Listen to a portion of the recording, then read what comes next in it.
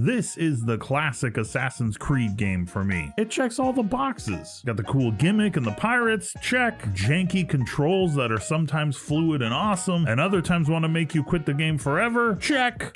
The eternal struggle between assassins and Templars, check. Overbloated open world with repetitive missions and 9,000 collectibles defined, check. Fun video game to play? Yeah, that's a check. Welcome to completion number 128 of the Potato Backlog Project. Make sure you stick around to the end of the video for the only rating system based entirely on the Potato Creed, the Tater Raider. And let's talk about Assassin's Creed 4 Black Flag.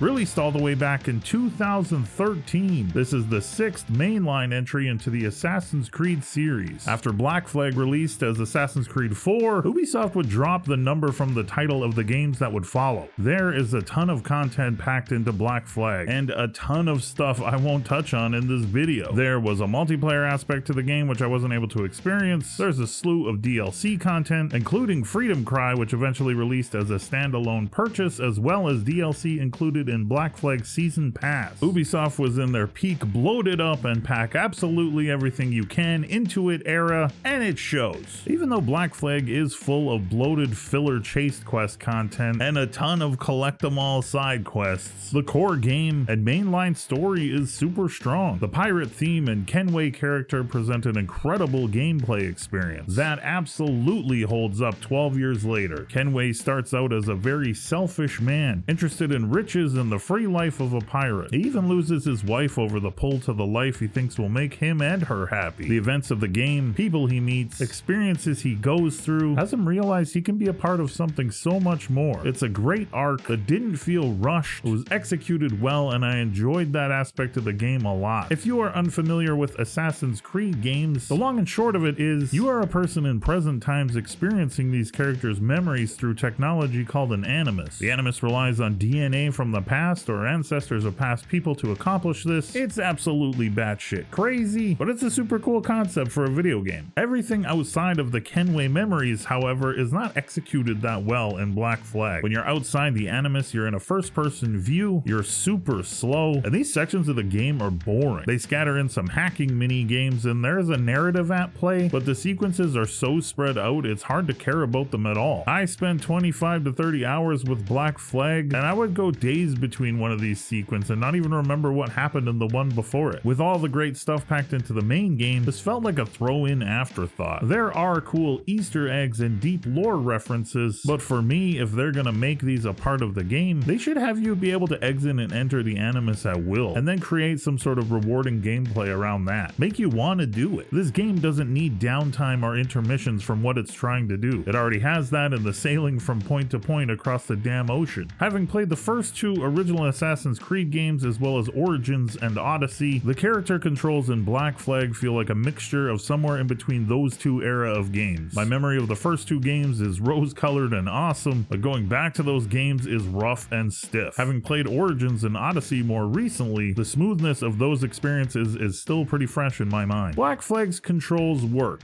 For the most part, the parkour is smooth, the sneaking, the climbing. For the most part, you can do what you want without frustration. There were the odd times when I would get overzealous with the run button and run up random walls constantly, or sometimes I would jump off of something when I didn't mean to, usually to my death, or I would end up being spotted and having the sequence reset. Black Flag is a little glitchy from time to time. Considering when this game came out and the size of the open world, it's actually pretty solid bug-wise. There were 2 times I had to exit out because the game glitched and I wasn't able to proceed. I give the game a pass on this though, just out of sheer size. And the fact that they executed something of this scope back in the day it's impressive. The pirate life and sailing. Something so popular that Ubisoft spent years creating a separate game inspired by it. I can't comment on that game, but I haven't heard a lot of great things. But in Black Flag, being a pirate is awesome and sailing is super fun. You get your own ship called the Jackdaw. Throughout the game, you will upgrade upgrade weapons, defenses, and appearance. You take on crew, and you'll have to replenish the crew as they start to dwindle and die. From your ship, you explore the world of Assassin's Creed 4. You can spend days of gameplay just sailing and checking out little islands, getting in ship battles. There's a diving bell unlocked at a certain point, which gives you the ability to explore underwater at length. Black Flag even includes whaling and shark hunting. It's a lot. One thing I was not a fan of was the game requiring you to grind and level up your ship. You will hit sequences in the game where you have to have certain things unlocked on the ship to proceed. A game this large shouldn't have you hitting a progression wall to do the same thing for 2 to 3 hours just to proceed. When designed properly, it should be natural progression and player choice on how long they decide to grind certain things out. Otherwise, you just start getting annoyed that you can't really do what you want to do in the game. When you defeat another ship in Black Flag, you're given an option of what to do with it. You can sink and destroy it and you'll get a little bit of rewards, not great. You can use it to repair your own ship and you take a little bit of the crew on. You can also lower your wanted levels from the Royal Navy, or you can send it to something called Kenway's Fleet. This is kind of a side mini game where you can send off resources to collect other resources. This is done from your captain's quarters, and it's kind of just another thing on top of a giant pile of things that you can do in this game. I didn't really get too invested into it, but it was cool to have the option. As with other games in the series, stealth and strategy play a big part in the core land game mechanics. You tail targets and eavesdrop on them for information. You can blend into crowds and slip across rooftops to stalk your targets. This stuff's really cool and pretty fun and like core classic Assassin's Creed stuff. I enjoyed experimenting with the different weapons and tools I unlocked. I think the rope dart should have been unlockable a little earlier in the game, but it is pretty powerful and would have made a few of the key sequences in the game a little bit too easy. So I can see why they held it off for the third act. I was particularly fond of the blow dart gun. There's something funny about hitting them with a berserk dart and watching them fight each other, and then I would just come in and clean up the mess and no one would really notice what the hell happened. Kenway, like the Jackdaw, is also upgradable. You'll require resources like animal pelts and skins, along with money. I like that I could actually just buy the animal skins if I didn't want to go hunt them and find the areas on the map where they were. This was one of those little time savers that I can appreciate. I did try hunting a little bit, but I got bored of it pretty quickly and just wanted to move on. Assassin's Creed 4 Black Flag is a great video game. I can see why Ubisoft would be looking to remake it. There are things that could be shored up, but overall, playing the original in 2025 is still a great experience. It's almost too much at times,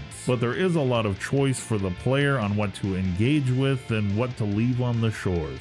4 happy potato faces out of 5. I could probably make a 2-hour video detailing all of the things included in this game. If you enjoy open worlds or some of the newer Assassin's Creed games and want to get a classic feel, you could probably get this game for like $5 on a sale and you won't regret it. With that, the Backlog project rolls on. Be kind to yourselves and others that deserve it. On to the next one.